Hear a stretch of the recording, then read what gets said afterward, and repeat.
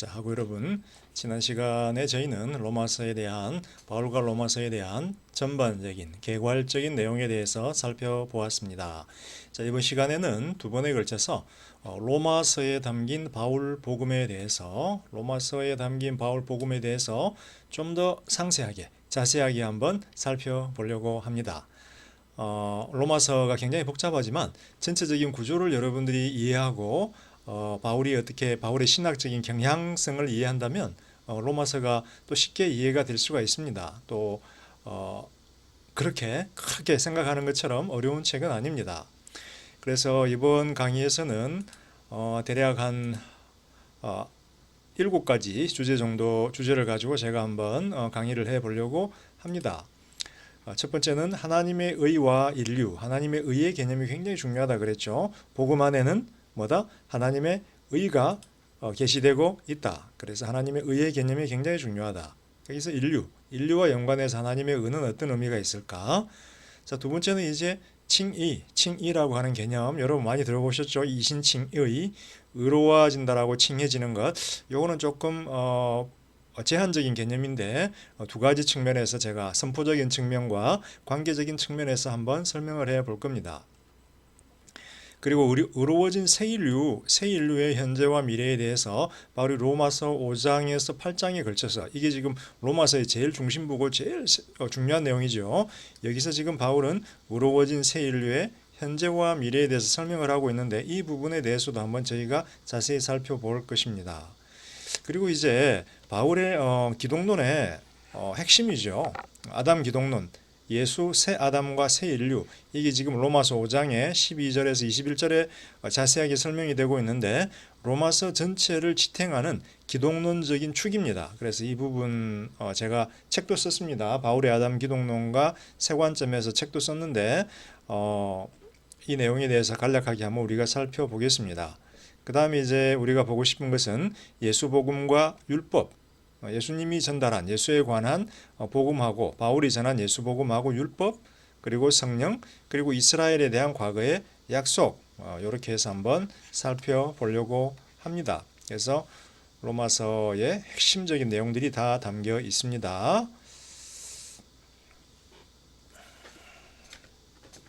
자, 이제 첫 번째 하나님의 의와 인류, 제 얼굴을 좀 이쪽으로 옮기도록 하겠습니다. 예, 제 얼굴을 조금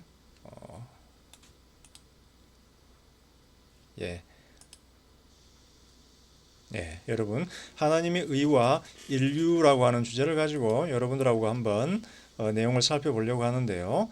자, 먼저는 하나님의 의의 개념은 뒤에서 한번 잠깐 살펴볼게요. 하나님의 의의 개념을 한번 먼저 살펴보도록 합시다. 자, 하나님의 의는 수동적인 측면에서의 의가 있고, 자, 요거를 먼저 설명을 하죠. 하나님의 의는 수동적인 측면에서의 의, 즉 하나님이 소유한 의로운 성품, 윤리적인 성품을 의미하기도 하고요. 혹은 적극적인 측면에서의 의, 즉 사람들을 의롭게 해주는, 선포해주는 적극적인 행위로서의 하나님의 의의 개념이 있고요. 세 번째는 이제 관계적인 측면에서의 의가 있습니다. 관계적인 측면에서의 의, 그래서 신실하게 행한다 라고 하는 이런 세 가지 정도의 의미가 하나님의 의의 개념에 담겨 있어요.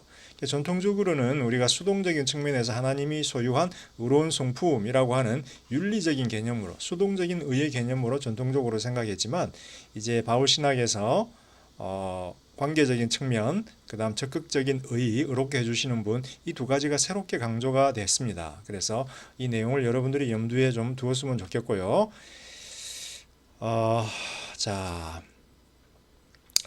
요 부분을 먼저 강의를 하고 앞부분을 강의를 하는 게 좋을 것 같습니다.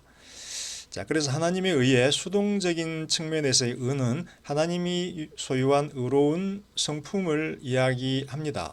그러면 하나님 앞에 인류가 섰을 때 어떻게 되나요? 인류는 죄인이잖아요. 그러면 하나님의 의로운 성품은 죄인인 인류에 대한 정죄와 그 다음에 심판을 요구를 합니다.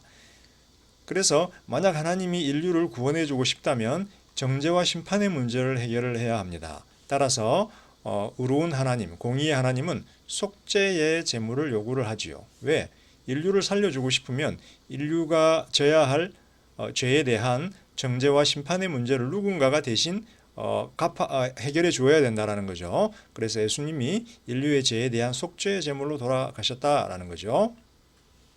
자, 두 번째 하나님의 의, 적극적인 측면에서의 의입니다. 하나님은 단순히 의로운 성품을 소유한 분일 뿐만 아니라 사람들을, 인류를 의롭게 해주는 혹은 의롭게 선포하는 적극적인 어떤 행위로 하나님의 의가 표현이 된다라는 겁니다. 죄인들을 의인으로 만들어주고 의인으로 선포해주고 의인으로 만들어주고자 하는 적극적인 행위로 하나님의 의가 표현이 된다라는 겁니다. 그래서 이거는 적극적인 동시에 능동적이다라고 봐야 되겠죠. 능동적 의.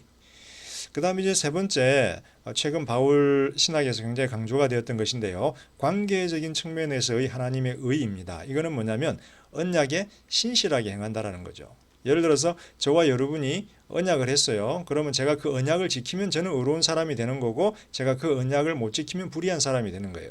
예를 들어서 저는 강의를 열심히 잘 해서 준비해야 되는 것이 우리 관계의 어떤 그런 기본이고, 여러분들은 또 열심히 공부해서 과제물을 잘 내는 것이 또 여러분들이 지켜야 할 어떤 그런 관계의 언약적인 어떤 측면이에요. 저와 여러분이 맺은 언약적인 관계 한 학기 동안.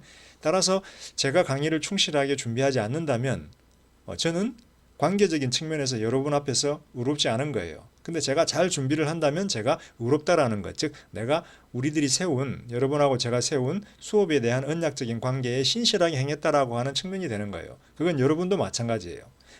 그래서 관계적인 측면에서의 의, 언약에 신실하게 행하시는 분이다 라고 하는 측면에서 하나님은 의롭다라는 거예요.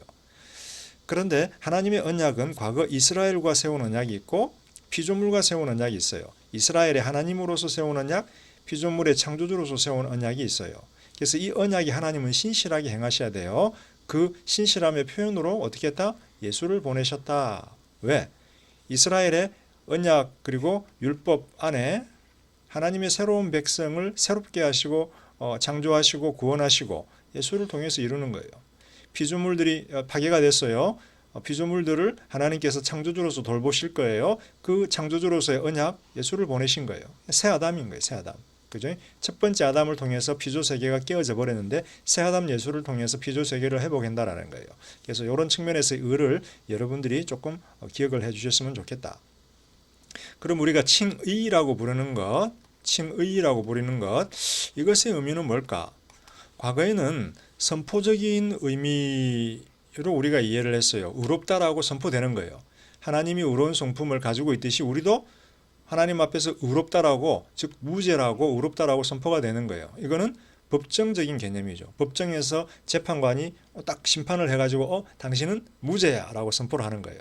왜 우리 인류를 향해서 하나님이 무죄라고 선포할까요? 인류는 죄인인데 속죄의 제물이 예수를 통해서 드려졌기 때문에 우리의 죄의 문제가 해결이 되어져 버렸기 때문에 우리의 죄가 예수에게 전가되고 예수의 의가 우리에게 전가되기 때문에 예수가 죄인으로 십자가에 달려 죽으셨으므로 우리는 이제 의인으로 선포가 되는 거예요. 그래서 이런 측면에서의 칭의의 개념은 윤리적인 측면이고 법정적인 측면이다라는 거예요. 그런데 종말론적인 측면이 담겨 있어요. 이거는 뭐냐면 현재 우리가 의롭다라고 선포가 되고 의로운 자로 하나님 앞에서 간주가 되는데 사실은 예수님이 재림하시는 날 종말론적인 심판이 있을 겁니다. 온 우주가 그때 하나님께서 우리를 심판하시고 우리도 심판대 앞에 설 거예요. 믿는 자들도. 근데 하나님께서 그때 믿는 자들에게 너희는 죄가 없어. 왜? 이미 예수님이 죽었기 때문에 너희를 위해서 대속의 죽음을 죽었기 때문에 죄가 없어라고 미래의 종말의 때 선포하실 거예요. 그런데 그 선포를 지금 우리가 경험을 하는 거예요. 선제적으로 경험을 하는 거예요. 그래서 이 칭의에는 윤리적인 측면, 법정적인 측면, 그리고 또 종말론적인 측면이 있다라는 거예요. 자, 그런데 요 1번에서의 칭의의 개념은 요 1, 2의 하나님의 개념, 의의 개념하고 연관이 돼요. 그러면 세 번째 관계적인 측면에서 하나님의 의의 개념에서 칭의를 간주해 보면 관계적인 측면이 또 존재해요. 다시 말하면 신실함을 우리가 서로 회복을 한다라는 거예요. 칭의라고 하는 것은 신실한 관계, 의로운 관계 속으로 신실한 관계, 의로운 관계 속으로 우리가 회복이 된다라는 거예요. 우리가 죄인이었다라는 것은 우리가 하나님 앞에서 신실하지 못했다라는 사실에 대한 증거예요. 그래서 우리가 의인이 되었다라는 건 이제 하나님과 의로운 관계 가운데 서게 됐다라는 거예요. 마찬가지로 하나님도 자신의 신실함을 보여주셨기 때문에 우리도 이제 믿음으로써 그 신실함을 받아들임으로써 신실한 자로 우리가 서게 되는 거예요. 그래서 칭의는 윤리적, 법정적, 종말론적 측면뿐만 아니라 관계적인 측면에서 이제 신실하신 하나님의 신실함을 근거로, 하나님의 의, 신실한 의를 근거로 우리가 이제 하나님 앞에서 신실한 자로 그 새로운 관계를 회복하게 된다라는 거죠. 그래서 하나님의 의와 칭의가 이런 식으로 우리가 이해를 할 수가 있습니다. 자, 그러면 앞의 내용으로 한번 가서 앞의 내용을 한번 다시 한번 자세히 설명해 보도록 하겠습니다. 바울이 로마서 1장에서 4장에 걸쳐서 하나님의 의의 개념을 중심으로 인류가 현재 어떤 상황에 처해 있는지를 설명을 합니다. 그래서 지금 제가 여러분들에게 로마서의 첫 번째 네 챕터를 이렇게 한 페이지로 여러분들에게 요약 정리해 드리도록 하겠습니다. 자, 좀 전에 제가 여러분들에게 설명을 했지만 하나님의 의는 세 가지 측면에서 수동적, 능동적 그리고 관계적인 측면에서 정의될 수가 있다라고 했습니다. 인류에게 하나님의 의가 표현되는 데는 두 가지 방식으로 한번 정리를 해볼 수 있어요. 다시 말하면 능동적, 수동적, 능동적, 그 다음에 관계적 측면에서의 하나님의 의가 어떻게 인류에게 적용이 되는지를 두 가지 방식으로 한번 이렇게 표현을 해볼 수 있는데, 첫 번째는 인류의 죄를 향하여 진노로 하나님의 의가 표현이 됐어요. 하나님의 의로운 본성이죠. 이게 첫 번째 수동적인 의라고 그랬죠. 수동적 의. 하나님의 의로운 본성 때문에 인류의 죄를 향하여 하나님의 의가 진노로 표현이 돼요. 다시 말하면 하나님이 공의로운 분이시기 때문에 의로우신 본성을 가진 분이기 때문에 의롭지 않은 행위, 의롭지 않은 인류를 향해서 진노할 수밖에 없다라는 거예요. 하나님이 진노하지 않으면 하나님이 공의로운 분이라는 사실이 성립이 되지 않는다라는 거죠. 자, 그렇다면 바울의 관점에서 보면 인류는 어떤 죄를 지었을까요? 자, 먼저 바울은 인류를 두 부류의 인종으로 나누어 버립니다. 나누어 줍니다. 첫 번째는 이방인들, 두 번째는 유대인들. 자, 유대인들은 항상 자기들이 우월하다라고 생각했어요. 선민들이고 선택받은 백성이고 할례와 율법을 가진 아브라함의 자손들이기 때문에. 따라서 유대인들은 이방인들을 죄인이라고 불렀어요. 죄인들이라고 불렀어요. 태어날 때부터 너네들은 죄인이라는 거예요. 선택받지 못한 백성이고 그 다음에 할례와 율법을 소유하지 못했다라는 거예요. 그럼 이방인들은 도대체 어떤 죄를 범했을까요? 로마서 1장 18에서 32절에서 바울은 인류가 하나님과의 깨어진 관계를 가지게 된 가장 핵심적인 죄가 우상 숭배의 죄라는 거예요. 다시 말하면 하나님이 인류를 창조하셨는데 창조주이신데 창조주를 경배하지 않고 피조물을 경배했다라는 거예요. 뱀을 경배했죠, 아담이. 그 다음에 그 이후에 사람들이 우상을 만들어서 창조주 하나님의 영광을 우상의 영광으로 바꾸어 버렸다라는 거예요. 그래서 우상 숭배의 죄가 가장 큰 죄다. 다른 모든 윤리적인 죄 있잖아요, 그죠? 뭐 도둑질, 간음, 그 다음에 뭐 살인, 그 다음에 동성애. 여러분 뭐 지금 한국 교회가 동성애에 대한 반광풍으로 휩싸여 있는데 이 모든 윤리적인 죄들은 다 우상 숭배의 죄에 대한 하나님의 심판의 결과다라는 거예요. 하나님이 심판하시고 인류를 그대로 제된 본성대로 내버려 두니까 수많은 윤리적인 죄와 문제들이 발생했다라는 거예요. 그래서 최악의 죄는 살인도 아니고 동성애도 아니고 간음도 아니고 도적질도 아니고 우상 숭배의 죄다. 이게 가장 핵심적인 죄다라는 거예요. 여기에 대해서 하나님이 진노하시고 심판하셨죠. 그 본성대로 내버려 두신 거예요. 우리가 죄인으로 살아가는 것은 하나님의 심판의 결과이다. 자, 유대인들은 맞아. 이방인들을 정죄하는 바울의 정죄에 동의할 거예요. 자, 그런데 여기서 바울은 이방인들을 정죄하는 유대인들도 사실상 동일한 우상 숭배의 죄를 범했고 심판을 받았다라고 주장을 해요. 너네나 이방인들이나 유대인들이나 차별이 없어라는 거예요. 왜? 유대인들은 우리는 율법도 있고 할례도 있고 언약도 있는데 왜 우리가 우상 숭배의 죄를 범해서 바울이 이야기하죠. 너희가 출애굽 때 어떻게 했어? 그 다음에 가나안 땅에서 어떻게 했어? 하나님이 계명을 주었고 하나님을 섬기라고 했음에도 불구하고 계속해서 범죄했고 결국에는 어떻게 됐다? 약속의 땅에서 추방을 당했다. 즉 예루살렘 성전이 파괴되고 약속의 땅에서 추방당하고 그 약속의 땅을 잃어버린 것이 바로 너네가 하나님을 경배하지 않고 우상 숭배 죄에 빠진 결과라는 거죠. 그래서 결론적으로 바울은 모든 인류가 다 죄인이다.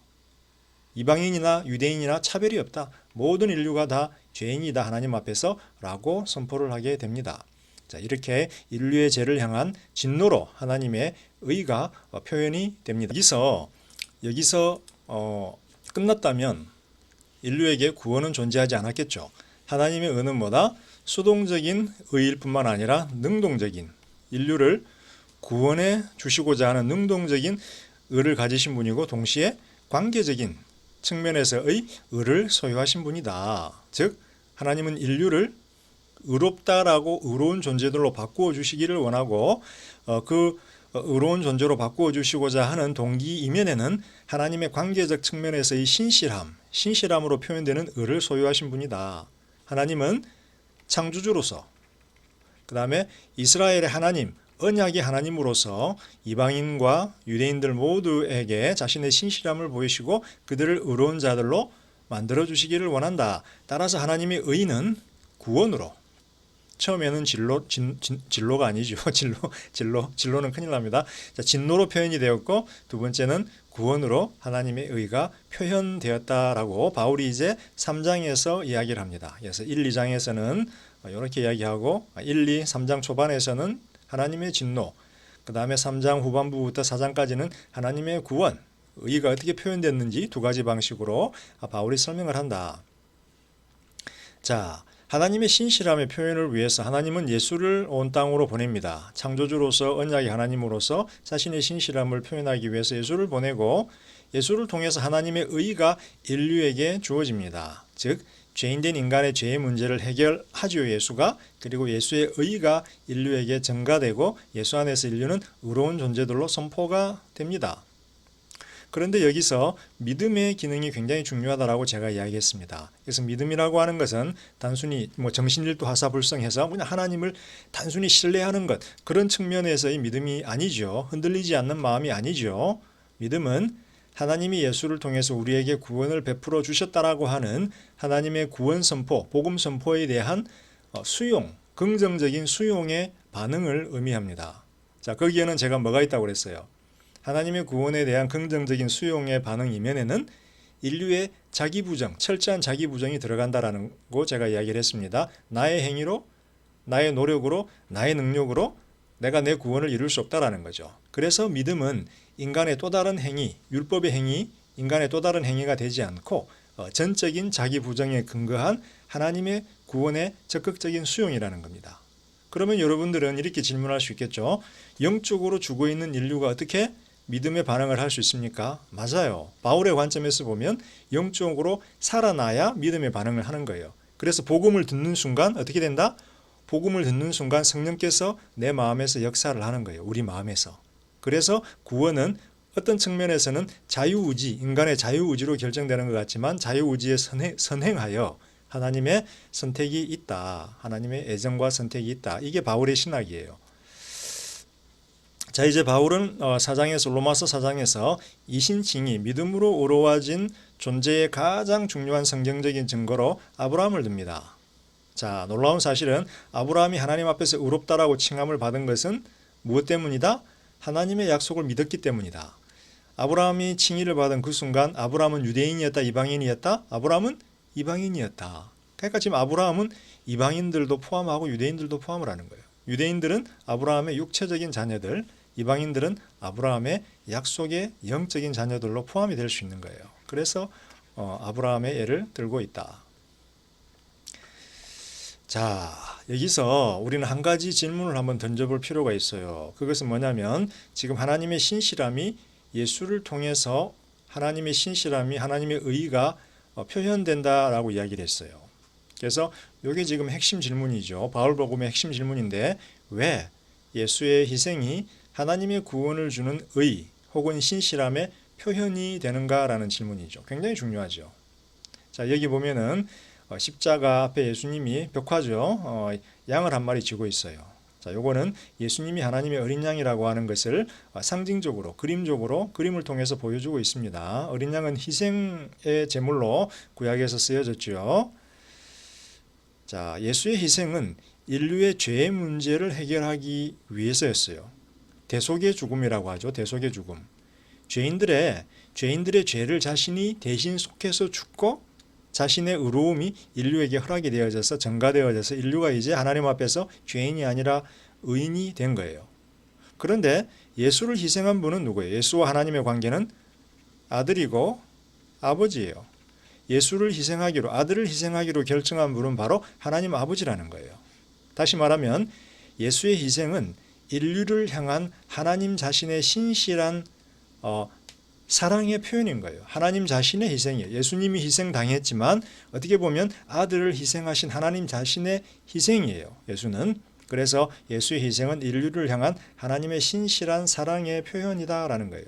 사랑이 굉장히 중요하죠. 그래서 하나님은 사랑이시라, 즉 하나님이 사랑이시라고 하는 것이 모든 구원의 시작과 끝이 되는 거예요. 자, 여기에 이제 바울의 기독론적인 강조성이 들어갑니다. 따라서 예수 안에서 인류는 죄사함과 하나님과의 회복된 관계를 누리게 되는 거예요. 이 칭의죠, 칭의. 죄사함에 의롭다라고 선포되는 것, 그 다음에 관계적인 회복, 다 경험을 하게 되는 거예요. 예수 안에서. 그러면 믿음이라고 하는 건 뭘까요? 믿음이라고 하는 것은 아담에게 속했던 인류가 더 이상 나는 아담의 자손이 아니다. 내가 예수 안에서 하나님의 구원받은 자녀다 라고 하는 사실을 받아들이는 거죠. 다시 말하면 믿음은 인류로 하여금 예수에게 속하게 한다. 연합하게 하는 어떤 그런 통로이다 라고 볼 수가 있습니다. 이게 바로 예수 안에서, 이게 바로 바울의 아담 기독론의 핵심이 되겠습니다.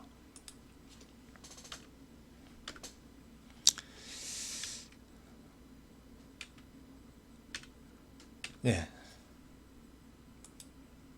자, 이제 앞에서 우리가 로마서 1, 2, 3, 4장에 나온 바울의 어떤 그런 신학적인 강조점에 대해서 살펴보았는데요. 이제 로마서 5에서 8장 중심부죠. 핵심적인 부분이죠. 거기에 나온 내용을 한번 살펴보도록 하겠습니다. 자, 로마서 5에서 8장 내용은 의로워진 새 인류, 의로워졌어요. 근데 예수에게 속한 인류가 되었어요. 그래서 새 인류예요. 새로운 피조물인 새로운 인류의 현재와 미래에 대해서 바울이 설명을 하고 있습니다. 그래서 의로워진 새 인류의 현재와 미래를 로마서 5에서 8장에서 설명을 하고 있습니다. 자, 첫 번째, 현재적 칭의와 미래적 영광의 소망. 이것은 예수 사역의 효과죠. 예수가 우리를 위해서 행하신 사역의 효과인데 현재 칭의, 의롭다라고 칭함을 받았고 하나님과의 관계가 회복이 됐어요. 그런데 우리에게는 앞으로 미래에 다가올 영광의 소망이 기다리고 있습니다. 자, 현재 하나님과 의롭다라고 선포됐고 의로운 관계를 소유하게 되었기 때문에 우리는 이제 평화를 누리게 돼요. 하나님과 평화를 누리게 되고 하나님의 은혜를 경험하게 되고 하나님과 어떤 깨어진 관계가 회복이 되죠. 화해예요, 화해. 그리고 의롭다라고 칭함을 받고 그 다음에 중요한 거는 자유의 개념이 등장을 합니다. 과거에는 우리가 자유롭지 못했어요. 아담에게 속한 인류였기 때문에 조금 이따가 뒤에서 설명을 하겠지만 과거 우리는 아담에게 속한 인류였기 때문에 죄와 사망의 노예였다. 그런데 이제는 은혜와 생명의 노예가 되고 죄와 사망으로부터 자유한 자가 되었다. 그런데 여기서 이제 종말론적인 제가 긴장을 여러 번 이야기했는데 긴장이 존재해요. 현재는 고난과 갈등도 우리가 누리고 있는 이런 은혜와 함께 공존한다라는 거예요. 아직 완성되지 않았기 때문에 영광의 소망이 미래에 속해 있기 때문에 고난과 갈등이 현재에 공존한다라는 거예요. 자, 그런데 미래에는 영광, 주님처럼 부활한 영광의 몸, 즉 영생이 하나님과 영원히 함께 사는 영생이 우리를 기다리고 있다. 그 다음에 여기에 또 뭐가 들어가겠어요? 부활이죠, 부활. 부활을 해야 우리가 영광스러운 몸의 부활과 영생을 경험하니까 영광, 영생, 부활 이런 것들은 미래의 소망으로 우리에게 남겨져 있다라는 거예요. 자, 죄인이었던 과거에 반한 새 인류의 현재. 하나의 중요한 특징은 뭐냐면 바울이 로마서 6장, 7장에서 강조하는 새 인류의 현재적인 특징은 뭐냐면 자유입니다. 자유. 노예됨에서 자유. 자, 세 가지 방식으로 바울이 자유를 설명을 해 주는데요. 첫 번째 6장에서는 죄와 죽음으로부터의 자유입니다. 아담 안에서 우리가 죄를 짓고 죄의 노예로 살다가 따라서 죽음을 죽어야 하는, 그래서 죄와 죽음의 노예로서 살았지만 이제는 죄와 죽음으로부터 자유하게 된 존재가 되었죠. 두 번째 7장 1에서 6절에서 바울은 우리가 율법으로부터 자유한 자가 되었다라고 이야기합니다. 율법은 어떻다? 예수 그리스도가 오기 전까지 우리를 다스리는 몽학 선생이었다. 근데 이제는 예수가 왔으므로 더 이상 율법의 가르침을 우리가 율법을 지키려고 혹은 율법의 가르침을 받을 필요가 없다. 물론 율법이 요구하는 본질적인 정신은 완성하고 성취해야 된다. 어떻게? 생명의 성령의 법을 통해서 뒤에서 이야기를 하겠습니다. 그 다음 세 번째는 육체 안에 있는 죄와 죽음의 법. 이것은 율법하고 다릅니다. 우리 안에 죄와 죽음의 법이 존재를 해요. 욕망, 욕심 이런 것들. 율법이 우리 안에 있는 욕망과 욕심을 일깨우죠. 그죠? 그래서 우리 안에는 죄와 죽음의 법이 존재를 하는데 이것으로부터의 자유를 준다. 어떻게? 바울이 설명하죠. 성령, 생명의 성령의 법을 통해서. 자, 앞에서 방금 제가 언급을 했습니다만 결국 중요한 것은 하나님의 사랑입니다. 바울은 로마서 5장 8장 전체를 설명을 하면서 시작 부분에서 5장 8에서 10에서 죄인들을 향하여 아들을 희생하심으로써 하나님은 우리를 향한 자신의 사랑을 증거하셨다라고 5장 8장의 전체 부분의 시작에서 이야기를 합니다. 그 다음에 마지막 끝부분에서 8에서 31, 39장 부분에서 하나님의 사랑에 대해서 또 언급을 해요.